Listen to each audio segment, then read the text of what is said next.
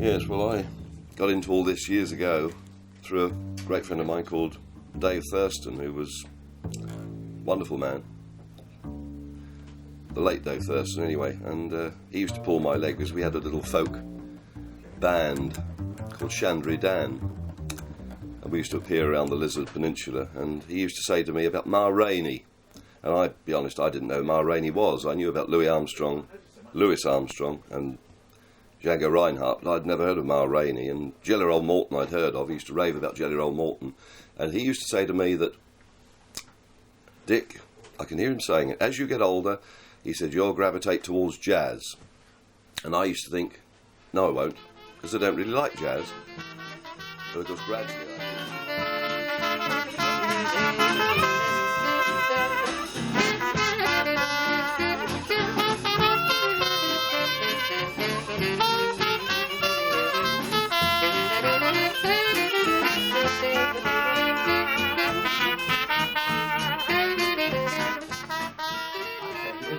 very pimply, and they're incredibly serious.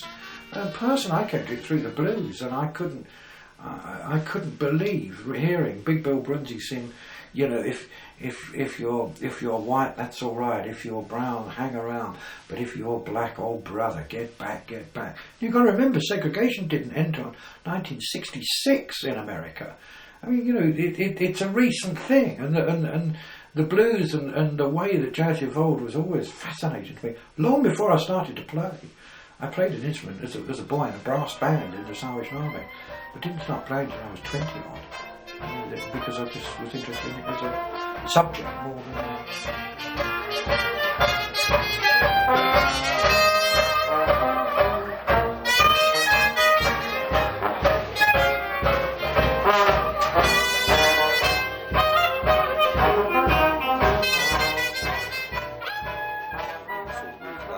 quote a great friend of many of us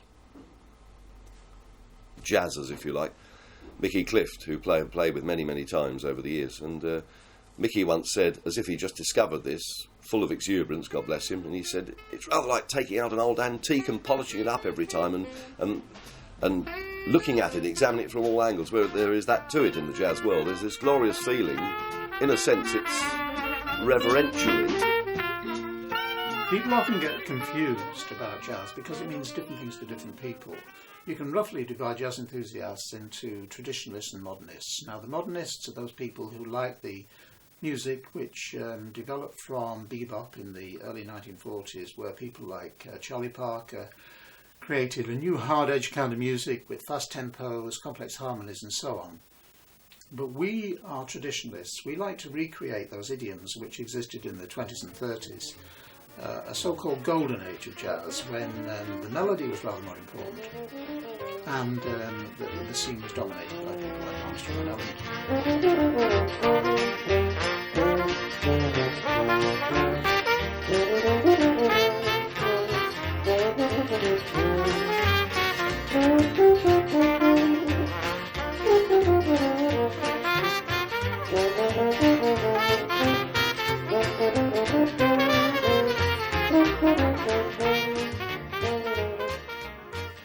To the casual listener, traditional jazz sounds very much the same, but when you investigate it more closely, you realise there are lots and lots of different styles.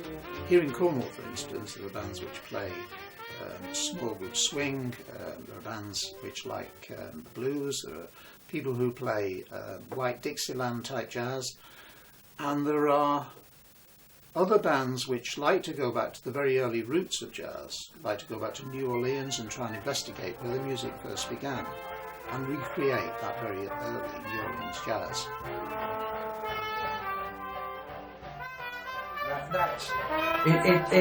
Going to New Orleans isn't like a light on the road from Damascus. Another place I've been to Damascus. It's not quite like that, and I don't think that going to New Orleans gives you any tremendous insight if you don't know what you're looking for. First of all, I was lucky. I went in 1970. And all my idols were still alive. But in 1970, people were saying to me, you should have been here 25 years ago, you'd have heard King Oliver. You know, so it's always too late to go to that.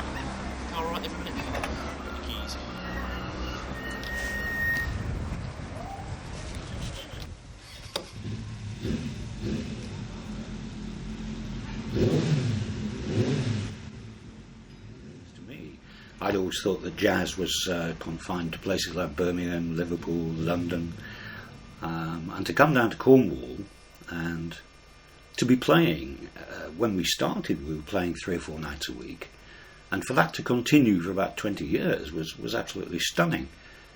And in the summer we used to get an awful lot of musicians down regularly every summer from other parts of the country, and we discovered that they were only playing something like once a fortnight or once a month and travelling sort of hundreds of miles to a gig.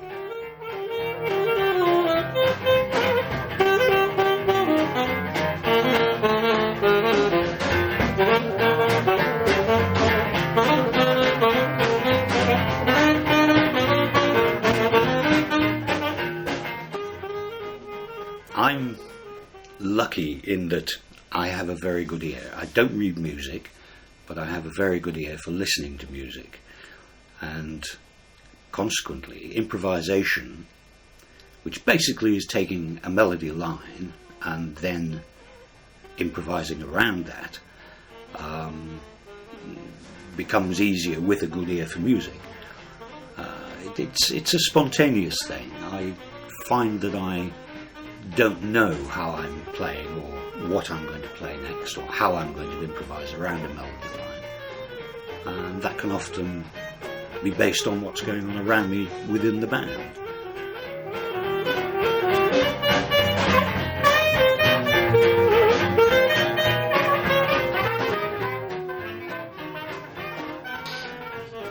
With Dave Kennedy it works extremely well, because he has an infallible ear for harmony.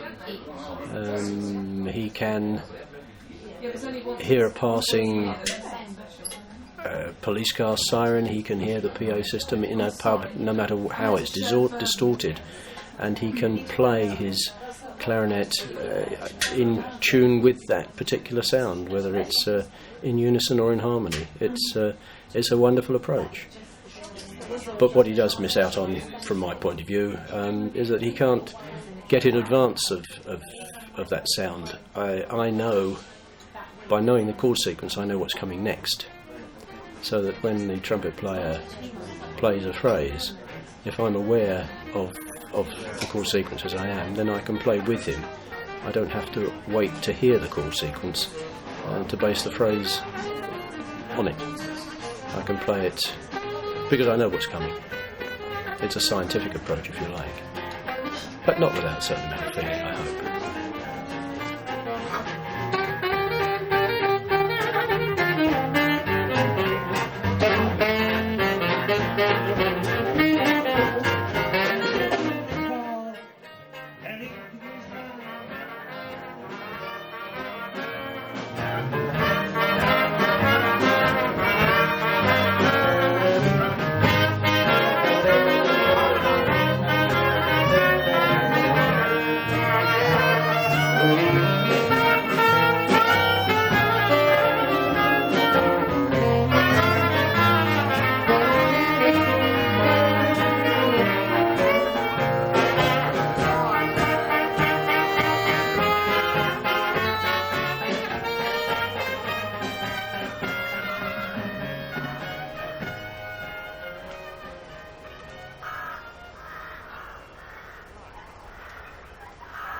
In Newquay, which I had for 28 years.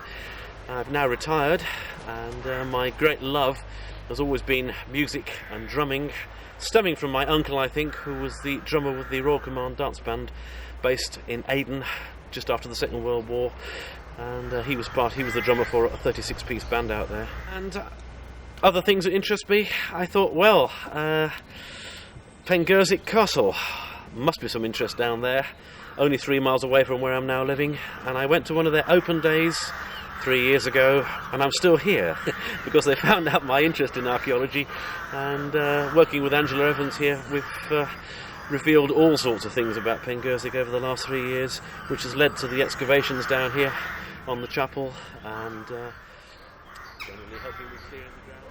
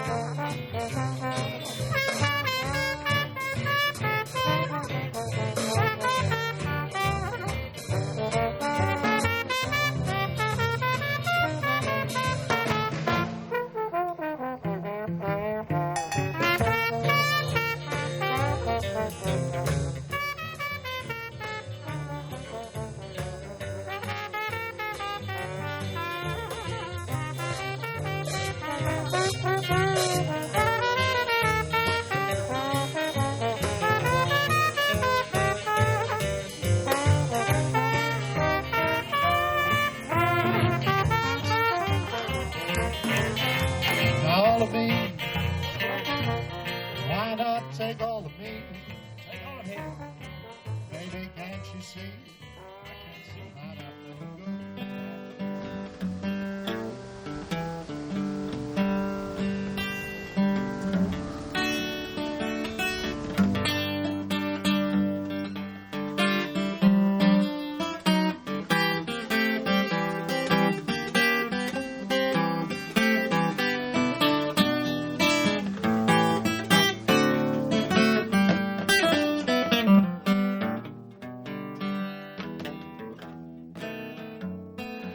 Yes, well, since I moved down here, I would not want to move back to London. There's something wonderful about coming out of Gomo village, going up to the crossroads, looking down at the sea, well, assuming the mists aren't in, which, and even if they are, they're quite romantic in themselves. But most days you look out, you see the sea, and you think, it's wonderful to be here, I can't believe it. And go down to the beach, come back here, play a bit, go off and do a gig. It's a good life down here, basically.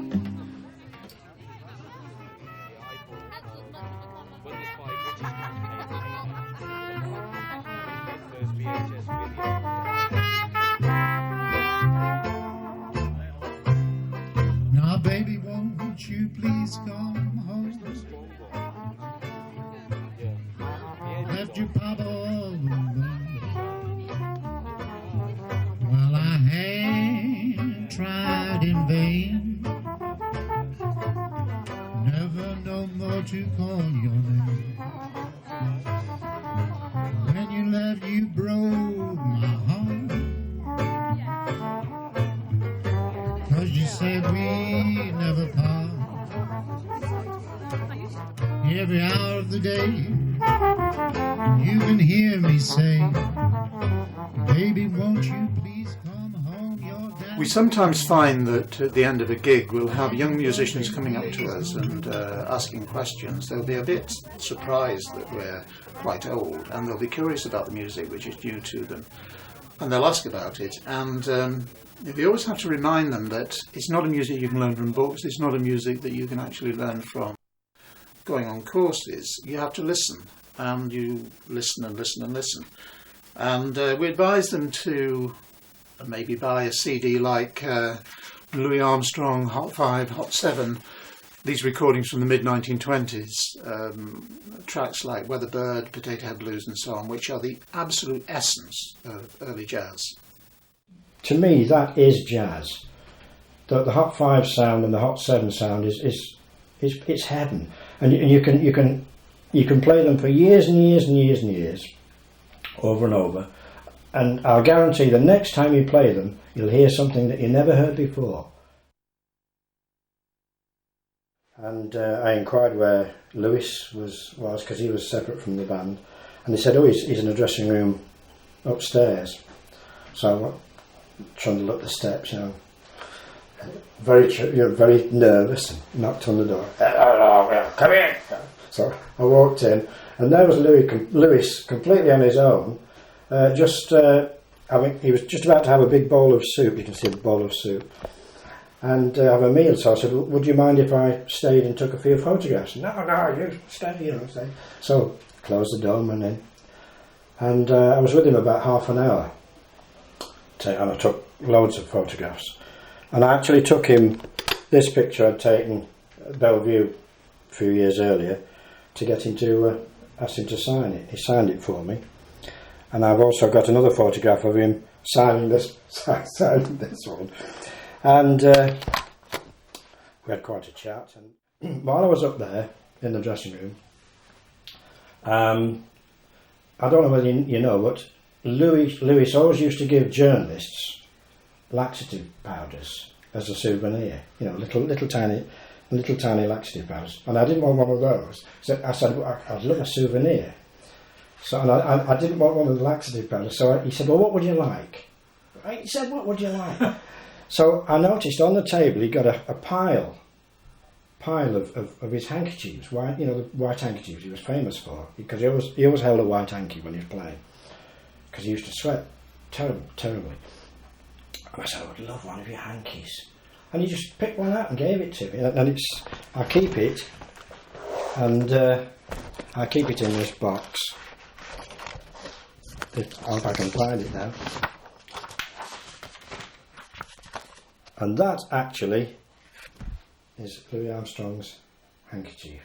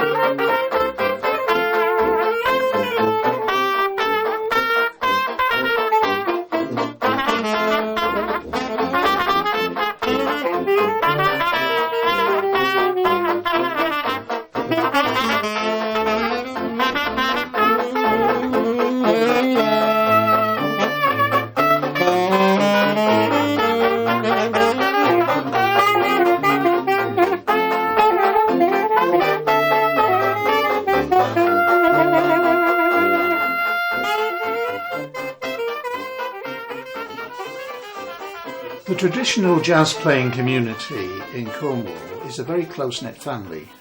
You see people appearing in other people's bands all the time. Everybody knows everybody else. And for that reason, when somebody like Spike Hooper dies, Spike used to play guitar in my band, it leaves a big gap and everybody feels it very strongly. And the same when Harry Townsend died. He was the leader of the Jubilee and was a much-loved figure. Look at them syncopated, they go with the sun. Look at them demonstrated, talking fits and 2 shades of brown. That big love. He had that knack of knowing what the audience wanted for the next tune. And when I joined the band, it was very, very helpful to me because he used to sing the first 4 bars or whatever, and always in the right key.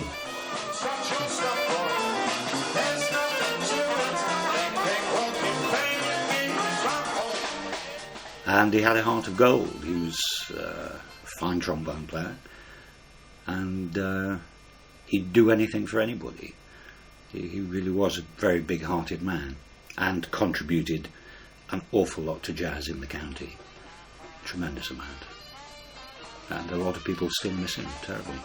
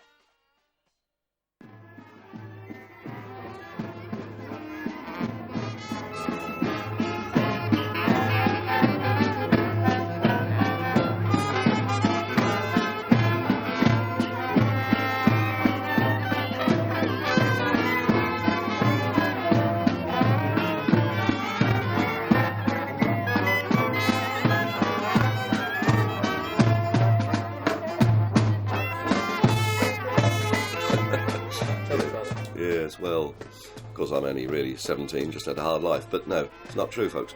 Well, what can we say? Yes, it is hard, especially on a double bass, because they're very physical things, but I think it's the same for all of us. We've all got our own particular cross to bear of ageing, and that does affect our ability, plus the fact that when you go out at night to a gig at 6:30, whatever it might be, you often feel you should be sitting down before the television. On the other hand, there's that glowing chalice of jazz to draw you out, to know that that night you're not just going to do, you don't know how it's going to go, That's the beauty of it. It's the unknown, almost fear of the unknown. One gets hooked upon the, shall we say, the adrenaline.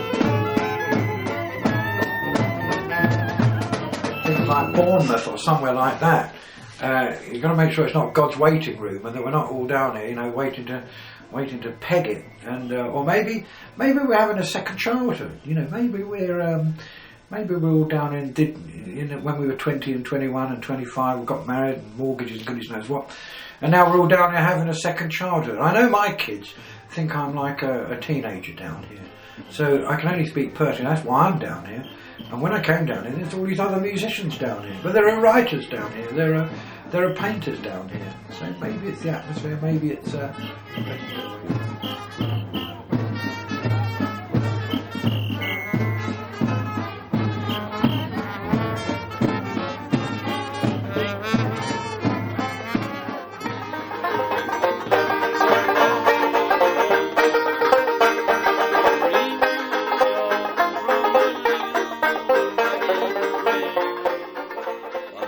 For when the young people, rediscover this magical chest of diamonds that is jazz, that's there to be discovered and turned over.